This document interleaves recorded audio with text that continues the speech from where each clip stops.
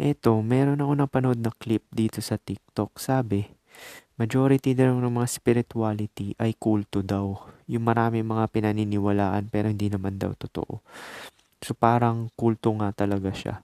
Kaya nga lagi ko sinasabi dito eh, pwede mong paniwalaan lahat ng gusto mong paniwalaan, pwede mong gawin lahat ng gusto mong gawin, pero hindi lahat makakabuti sa'yo. So wala namang masama dun kung naniniwala sila dun kasi nga subjective reality. So kung pinaniwalaan nila yung mga yan, mangyayari, 'di ba? Ang point lang kasi dito, mostly ng mga yan nga, yung spirituality, sinasabi nila may higher self daw. Parang hinihiwalay nila yung consciousness na higher pa sa kanila. Eh wala namang higher sa iyo eh. Ikaw rin yun, 'di ba? Ikaw nga yung player ng buhay mo, 'di ba? Ikaw yung main character. So malamang ikaw rin yung higher self mo, connected ka dun, 'di ba? Siya yung awareness of your being. Kaya nga sinasabi ko sa inyo, yes, ikaw si God, ako si God. Lahat ng mga nakikita mo ay expression ni God.